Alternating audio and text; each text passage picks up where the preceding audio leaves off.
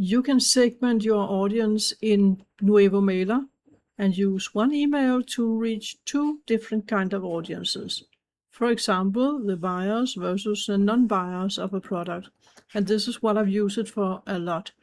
So this week, for example, I'm promoting a product I've created called Socrates Plotting. And I am soon going to add a GPT to this product.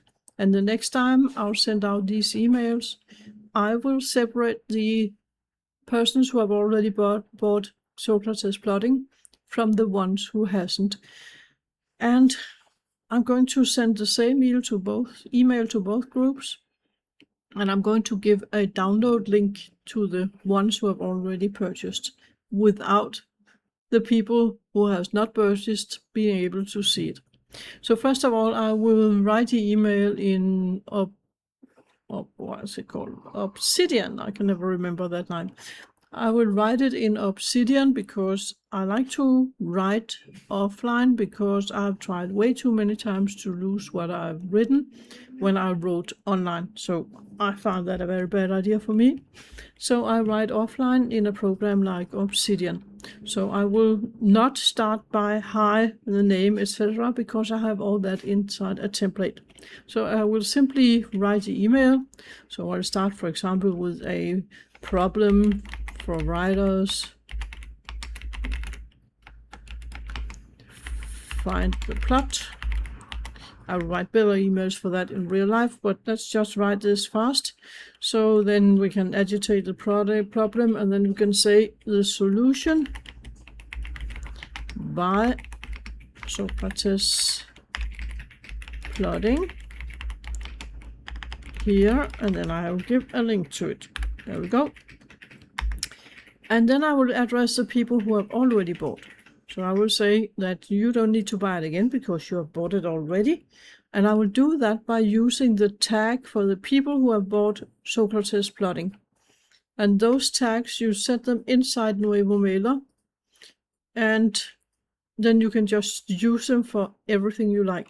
So I should have checked beforehand what number it is, but it doesn't matter much, because whether I say it's 78 or whatever, it won't mean anything to you because you'll have your own system once you get Nuevo Mailer. So let's just say that it's tag number 78. So I will write, not that, yes I will. I'll write tag because I have that set up inside a program. As you can see here, it will pop up a box and I will write tag number 78. I will write the product name. That is Socrates Plotting, and I'll hit OK. And this is something I created inside FastKeys. I've previously shown how I use a product called TextBlaze, and I use that more and more because I can use that online and everywhere. Whereas FastKeys is only on my computer and it's only Windows. So there's that. So now it has added this tag, and you'll find this inside the documents for Nuevo Mailer, how you write those tags. But this is how you have it. A square parenthesis, it's hard to see here, start underscore tag underscore and the number of the tag. Then the text that will only go out to the people who are tagged with this tag, and then end tag. So in this case I've written you already have Socrates Plotting, so don't pull out your card, and then I can add the link. You can download it here and then add the link. Let's just add Google.com for now because there is no link right now. When I send this, the people who haven't bought, they will see the top until here. The people who have bought will see both of these. And there's also a tag for if you don't have the tag, you can add that too, but I prefer to keep it simple like that because otherwise I sometimes mess up. After I have the email, I will copy it. I will normally copy the subject line first, but in this case I'm just going to write it, and then I go to Nuevo Mailer, which is here on my server on So I will write the subject line here, and that was Socrates plotting. And then I'm a big fan of using shortcuts, so I have a shortcut for this template. So I just write /mail, and then we have what I have already copied. I have that inside here. I have the hi and the code for first name, which I've made here. Then we have the text with the link for people who haven't yet bought. And then we have the text here, and I need to remove a couple of line spaces because these have to be close to one another. And then I have the end here with my signature and all the legal stuff where they can find the archive and which products they are subscribed to, list where they're subscribed to. Then I just close, save and exit, and I can't speak today. And then I go, let me just save and exit this. Then normally I click here so that this email will be public. And now you may be wondering, what about the download link? Won't that be public too? Let's take a look. So now I'm making it public, and if I mouse over the email, you can see the magnifying glass and the plus. So I'm going to click to see what people can see. And then this, that's it. Then you can need hi and nothing because the name is individual. Problem for writers, find the plot. Solution by Socrates plotting here, and then the link to Socrates plotting. And as you can tell, it's not the same as the one I pasted before, because this is coded individually for each person who received this email, so that the program here can always tell who has clicked and who hasn't. You can turn this off if you don't want to check clicks for some reason. I've never turned it off because I want to see who clicks. And also I send text only, which is what you see here. There are HTML emails you can send, but I rarely use them. I use text only because of better deliverability and because they look nice, whether you look at it on a phone or an iPad or whatever you use to read your emails in. It doesn't matter. They look the same and nice because it's text only. So after I have made the email, I click on campaign, new campaign, and then I normally give it a campaign name, in this case test.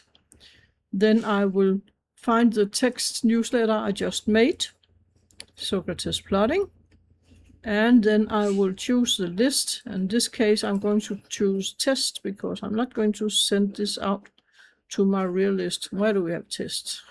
I'm going to search, that's faster. Here we go, test is list number 19. Otherwise, normally I know whom I'm going to send to, so I just click to my IM list, for example, or the writers, which it would have been in this case. But let me go with the test again. And you can either send it manually, which normally takes time, not with a test list where I have only 4 on, or you can send it in the background with cron that you set up on your server, and that's what I do normally. Then I set a time. In this case, it's past 9 a.m. ET, so it will show 9, but you can set it to, let's say, 11 and 10. And then it would go out 11:10 ET because I've set it up to be the server time in ET, because everything I do is targeted for an American audience, so this seems the most logical to me, but that's a setting that you can choose.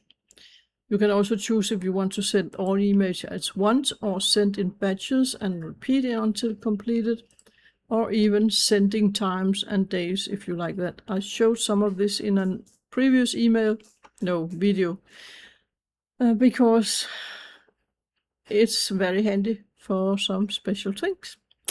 But this is how you can address only the people who have bought and the people who haven't in the same email. And you can use that for anything.